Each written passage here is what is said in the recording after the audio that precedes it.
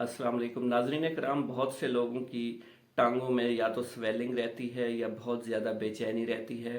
तो ये बेचैनी एक ख़ास बीमारी की तरफ इशारा हो सकती है। सबसे पहले तो रीज़न जानने की कोशिश करते हैं कि टांगों के अंदर किसी किस्म की बेचैनी क्यों होती है। एक तो इलेक्ट्रोलाइट इम्बैलेंस की वजह से ये मसला हो सकता है। इलेक्ट्रोलाइट्स जो हैं जैसा कि पोटाशियम, मैग्नीशियम, कैल्शियम, जितने भी मिनरल्स हैं, ये अगर सही मिकदार में बॉडी के अंदर मौजूद ना हो या बहुत ज़्यादा मिकदार में मौजूद हों तो आपकी सेहत जो है मुतासर हो सकती है, ख़ुसूसन टांगों में बेचैनी हो सकती है। तो एक वजह तो ये हो गई। वक्त बढ़ने के साथ साथ इंसान के मुख्तलिफ अफ़ाल जो हैं वो वीक होना शुरू हो जाते हैं, तो उसकी वजह से भी आपकी टांगों के अंदर बेचैनी रह सकती है। आपकी स्लीप डिस्टर्ब हो सकती है और आपकी टांगें जो है वो दर्द भी कर सकती हैं। आपकी टांगों के अंदर स्वेलिंग भी, सोजिश भी हो सकती है। तो टांगों की बेचैनी के लिए आपको कुछ टिप्स दे देते हैं, होम रेमेडीज़ बता देते हैं और कुछ विटामिन्स का तज़किरा कर लेते हैं। ये विटामिन्स आप यूज़ करके अपने टांगों की बेचैनी या टांगों की सेहत को बेहतर बना सकते हैं। विटामिन डी जो है बहुत अच्छा विटामिन है। विटामिन डी जो है वो फिश ऑयल के अंदर मौजूद है। इसके अलावा विटामिन डी ओलिव ऑयल के अंदर मौजूद रहता है। इसको सन विटामिन भी कहा जा सकता है। ये इंटेस्टिनल अब्जॉर्प्शन को बढ़ा देता है, कैल्शियम की अब्जॉर्प्शन को बढ़ा देता है, मैग्नीशियम की अब्जॉर्प्शन को ये बढ़ा सकता है और फॉस्फेट की अब्जॉर्प्शन को भी ये बेहतर कर सकता है।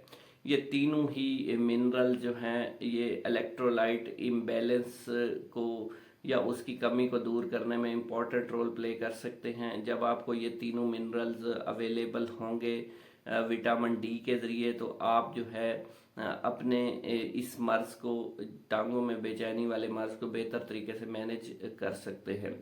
विटामिन डी जो है वो दो फॉर्म में अवेलेबल रहता है, D2 और D3। इसके इंजेक्शंस भी अवेलेबल हैं, इसकी टैबलेट्स के अंदर भी इसको यूज़ किया जाता है और इसके साशे भी अवेलेबल होते हैं। तो आप किसी भी फॉर्म में विटामिन डी को ले सकते हैं। आप सन बाथ ले लिया करें, उससे भी आपको विटामिन डी हासिल होगा। ये आपकी हड्डियों को मजबूत रखेगा, बोन्स को मजबूत रखेगा और ये आपकी टांगों की ओवरऑल सेहत को बेहतर करेगा। ये रिमाटाइड आर्थराइटिस के मर्ज की शिद्दत को कम करेगा। ऑस्टियोप्रोसिस, ऑस्टियोआर्थराइटिस की शिद्दत और गाउट की शिद्दत के नतीजे में जो पेन रहता है उसको भी ये कम करेगा और आपकी टांगों की सेहत के हवाले से विटामिन डी बहुत इंपॉर्टेंट रोल प्ले करेगा। इसके अलावा आप ओमेगा 3 का इस्तेमाल कर सकते हैं। ओमेगा 3 जो है वो फिश ऑयल के अंदर मौजूद है। ये जॉइंट पेन को कम कर सकता है। इसके अलावा ये चिया सीड्स के अंदर मौजूद है, ऑयली फिश के अंदर मौजूद रहता है। ओमेगा 3 जो है ओलिव ऑयल के अंदर मौजूद होता है। ये अनसेचुरेटेड फैट्स होते हैं जो कि बॉडी को हेल्दी रखने में इम्पॉर्टेंट रोल प्ले कर सकते हैं।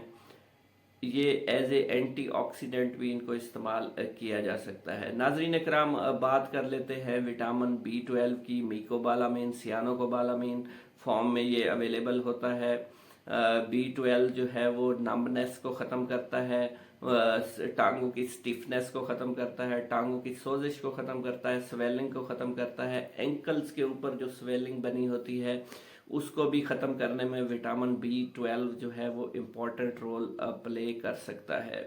ये पेन को ख़त्म कर सकता है और इन्फ्लेमेशन को भी ख़त्म कर सकता है। आप टर्मेरिक का इस्तेमाल कर सकते हैं।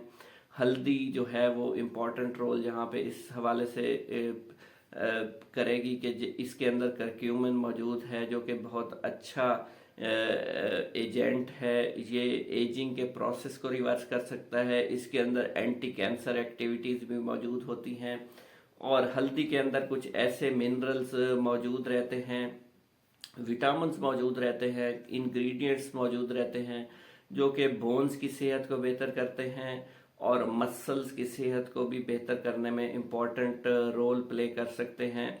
तो आपने जो है वो टर्मेरिक का इस्तेमाल करना है। हल्दी वाले दूध का इस्तेमाल आप कर सकते हैं या वैसे ही हल्दी को आप थोड़ा ज़्यादा इस्तेमाल करें अगर आपकी टांगों में बेचैनी रहती है तो इससे आपके टांगों की बेचैनी जो है आहिस्ता आहिस्ता दूर होना शुरू हो जाएगी।